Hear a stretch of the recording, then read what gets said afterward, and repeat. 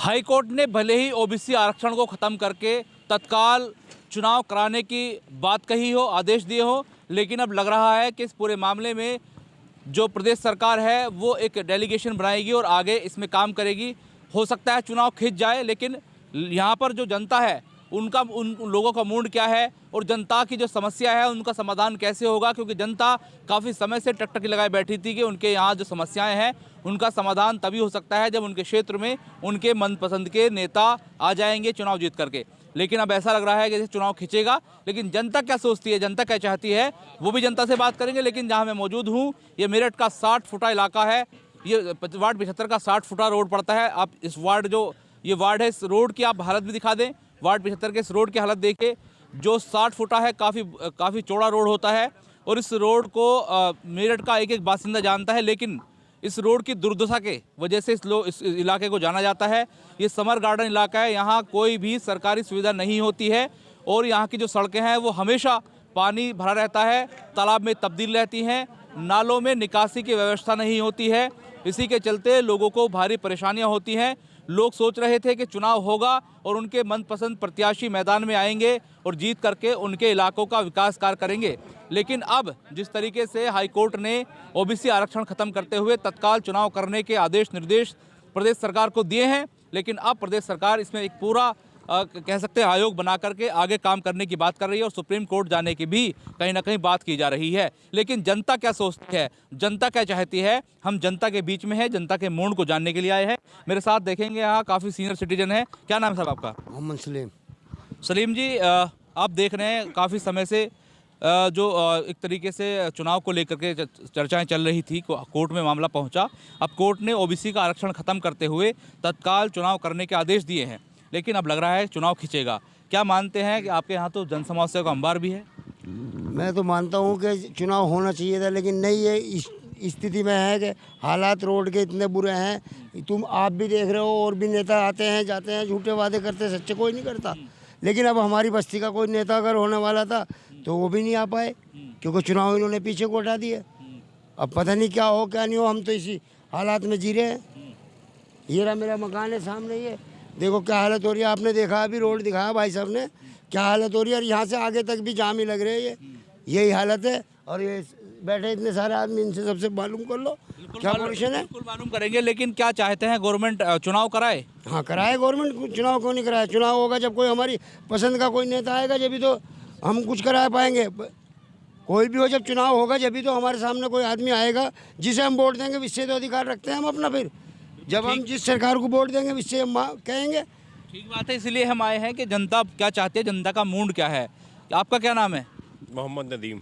नदीम जी, हम इस इलाके में जो लोग थे, पहले भी बात करके गए, लोगों ने कहा है कि उनके नेता आएंगे और वादे कर रहे थे नेता, वो काम करा देंगे, लेकिन अब लग रहा है चुनाव पीछे जा रहे हैं। तो ऐसे में आपके जो इलाके की दुर्दशा है वो लगता है ऐसे ही बनी रहेगी 6 महीने और? दुर्दशा तो अब से नहीं, ज़माने से है। जब से बड़े बड़े प्रत्याशी आए और डकार डकार के बैठ गए।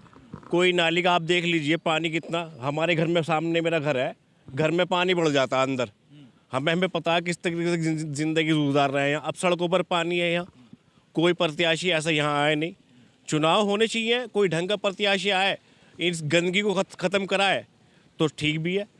वो हम उसे वोट करेंगे जैसा भी होगा और देखेंगे। ऐसे भी चुनाव होने चाहिए, चुनाव तो ज़रूरी है। चुनाव तो जनता का मूड है कि चुनाव होने चाहिए। चुनाव होना चाहिए, जब भी तो कोई कार्य होगा। अब तो जो मौजूदा पार्षद हैं वो तो ठंडे होकर बैठे हैं, कोई कार्य नहीं है। और कुछ कार्य कौन है मौजूदा पार्षद? ये जो है यहाँ के मेहताब आलम है।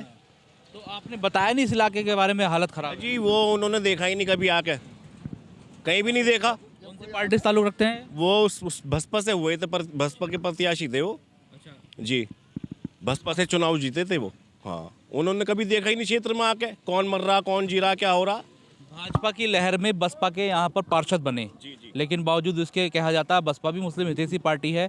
मुस्लिम इलाकों को कैसे वंचित छोड़ दिया?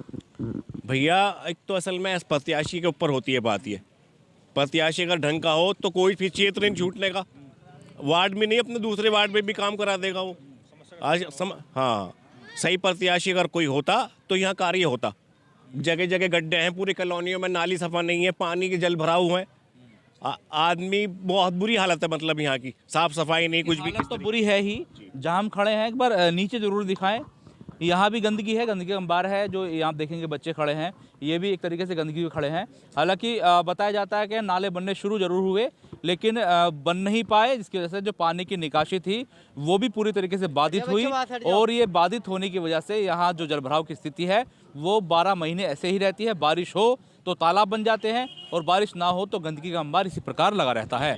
मेरे साथ जो तमाम लोग हैं, सिटीजन्स हैं, सीनियर सिटीजन्स हैं, आ जाइए, आप आगे आ जाइए। आप देख रहे हैं हालत ख़राब है। लोग चाहते हैं कि चुनाव हो, लेकिन क्या लगता है आपको, चुनाव होने भी चाहिए क्योंकि जनता की भी मांग है, चुनाव खिंच रहा है। आपको क्या लगता है कि अभी जो जन समस्या है इसका समाधान अब कैसे होगा? इसका समाधान की रीज़न ये है, जो भी नया प्रत्याशी आएगा वो वर्क करेगा, क्योंकि पुराना प्रत्याशी जो थे उन्होंने वर्क नहीं किया। पूरा टाइम हो गया उनका, तो टाइमिंग पूरी हो गई। अब जो नया प्रत्याशी आएगा वो अपनी वोट बैंक के लिए, फ्यूचर में आने के लिए वो काम करके दिखाएगा। और की निगाह ये थी कि नया आएगा तो उससे करा लेंगे, पुराने नहीं क्या है? पुराने ने कुछ नहीं किया, देखा भी नहीं कि लोग कैसे किस स्थिति में अपनी ज़िंदगी गुजार रहा है। अब जो हमारे नए प्रत्याशी है, हमारे बिलाल भाई, एक युवा नेता है, युवा सोच है, नई सोच है, नई उम्र है, अच्छा प्रदर्शन है। हमारे साथ के भाईचारे में कौन सी पार्टी से ताल्लुक रखते हैं? ये आपके रखते हैं अखिलेश यादव, सपा से। अच्छा, ये बताइए, समाजवादी पार्टी की तो गवर्नमेंट भी रही, जी सर। 5 साल गवर्नमेंट रही, तो इस इलाके में काम हुआ था? उस स्थिति में, उस वक्त में प्रत्याशी कोई और था, हमारे यहाँ का प्रत्याशी कोई और था। वर्क हुआ लेकिन उस स्थिति में नहीं हुआ जिस स्थिति में होना चाहिए था। अब जो हमारे भाई बिलाल हैं, जो हमारे प्रत्याशी है, बताइए, क्या आपको लगता है कि इस बार जनता का मूड है समाजवादी पार्टी के प्रत्याशियों को चुनने का? बिल्कुल है। एक समाजवादी पार्टी ही तो है जो मुसलमानों की हित में है। बसपा का हमारा कैंडिडेट रह चुका है, उसने नहीं देखा। अब क्या हमें उम्मीद है पूरी कि हमारा प्रत्याशी जो है समाजवादी पार्टी से जो खड़ा हो रहा है वो हमारी हर हाल में सुनेगा। तो इसी के भी मैदान में आएंगे कैसे फिर?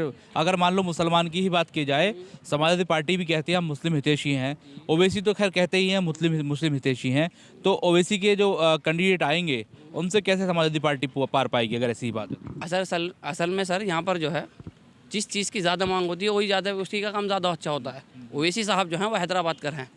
हमारे यूपी में जो हैं आज तक जो अब तक जो ज़्यादा प्रदर्शन रहा है वो सपा का रहा है, तो ज़्यादा सुनवाई सपा की होगी। लोगों के दिल में जो चढ़ी हुई है वो सपा है, करने वाले भी और कार्यकर्ता भी। तो हर हाल में जो हमारा कार्य समाज होगा वो नए युवा ही करेगा। देखिए, युवा करेगा। लोगों को ये उम्मीद थी कि जो चुनाव होने वाला था उसके बाद नेता बनते लोग, चुनाव जीत कर आते तो उनका इलाके का काम होते, लेकिन जो पहले प्रत्याशी थे वो उनका समय पूरा हो चुका है, पूरे नगर निगम का समय पूरा हो चुका है। तो ऐसे में नए प्रत्याशी से उम्मीद थी, लेकिन अब चुनाव लग रहा है दूर जा रहे हैं, स्थगित हो रहे हैं, तो लोगों में बेचैनी बढ़ी है। लोगों ने मांग करना शुरू किया है कि तत्काल चुनाव हो, जो हाईकोर्ट ने आदेश दिया है, निर्देश दिया है। और लोग चाहते हैं चुनाव होने के बाद उनके इलाकों की दुर्दशा जो हुई है, जो ख़राब है, वो सूरत हाल सही हो। आ जाइए आगे। आपका क्या नाम है? मोहम्मद जहीर। कहाँ रहते हैं आप?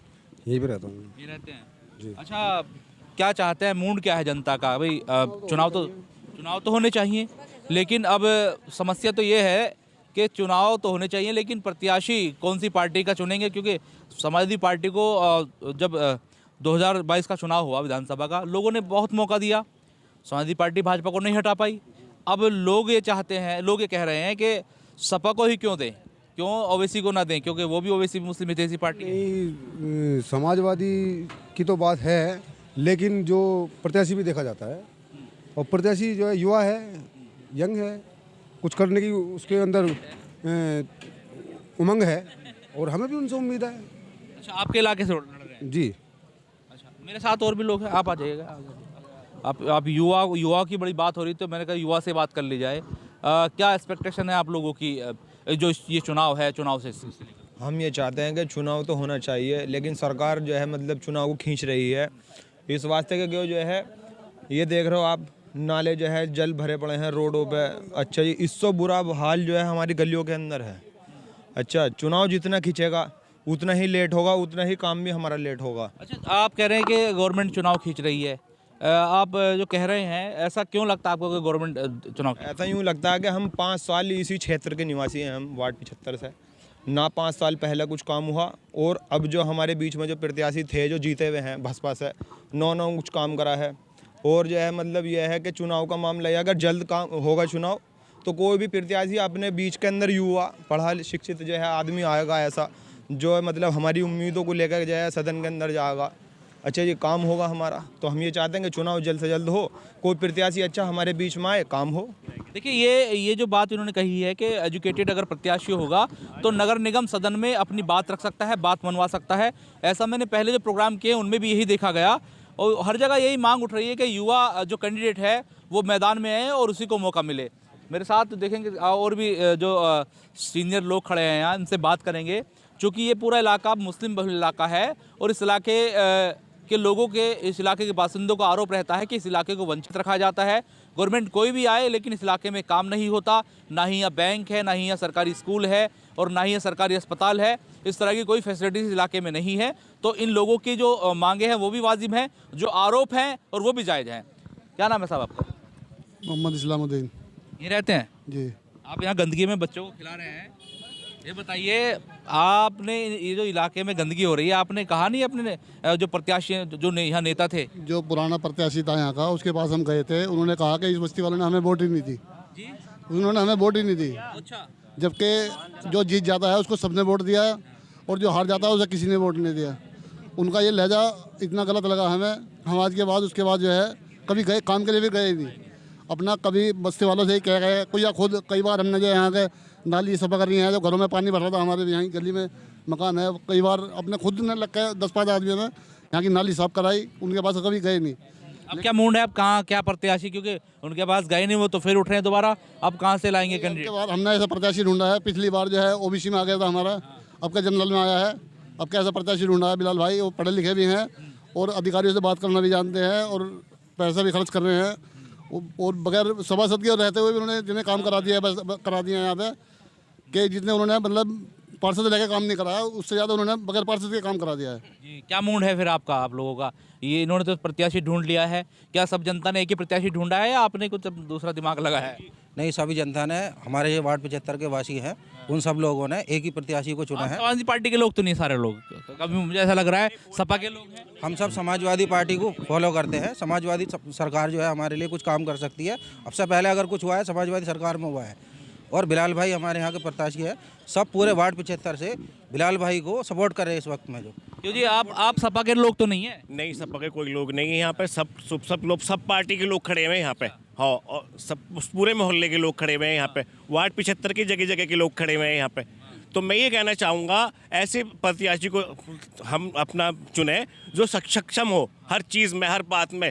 आज का प्रत्याशी, पहले प्रत्याशी अक्षम थे क्या? वो अक्षम ही थे, वो उन्होंने देखा ही नहीं। उन्होंने तो देखा कि मकान किसका बनवाना, 1 लाख रुपए किससे खाने, क्या करना क्या नहीं करना, आधे मेरे और आधे तेरे। आप लोग कहाँ थे, आपने क्यों नहीं ये शिकायतें की? शिकायतें की हैं, शिकायतें ठंडे बत्ते में चली जाती हैं, शिकायतें की हैं। हमने प्रत्याशी चुनाव बहुत बढ़िया वाला इस अब के, और होगा चुनाव तो पीछे जा रहे हैं, अब कैसे करेंगे? चुनाव देखो, जो वो तो गवर्नमेंट के ऊपर है, जब भी सरकार के ऊपर है, कहाँ ले जाएंगे, आगे ले जाएंगे, पीछे, क्या तो वो 1 साल बाद ले जाएं, तो जब भी हम बिलाल भाई को चुनेंगे।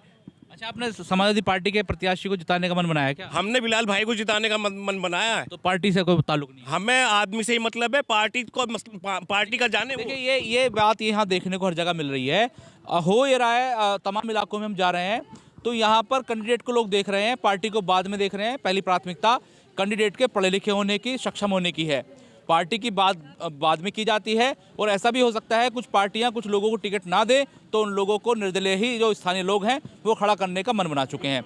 ऐसे में यहाँ पर भी जो एक प्रत्याशी हैं जिनका बार बार नाम ले रहे हैं, उनको सपोर्ट करने के लिए, उनको हर एतबार से जिताने के लिए मन बना चुके हैं, क्योंकि पहले जो सभासद थे उनसे तरसा चुके हैं। ऐसे में ये भी देखना होगा कि भविष्य में चुनाव कब होता है और इनके जो कैंडिडेट हैं उनकी जो कंडीशन रहेगी, उनके जो नंबर ऑफ वोटर रहेगा वो भी देखेंगे और आके पूछेंगे इनसे कि इनके प्रत्याशी ने अगर वो जीतते हैं तो इनके इलाके में क्या क्या काम कराए हैं और क्या काम रह गए हैं। चूँकि हम उनसे भी पूछेंगे कि आखिर उनकी प्राथमिकता क्या है, उनका मैनिफेस्टो क्या है इस इलाके को लेकर के, क्योंकि इलाका वार्ड 75 जो है सबसे बड़ा वार्ड है और सबसे वंचित वार्ड है। अपने सहयोगी इरफान के साथ Manohar Chauhan, news watch India, Meerut.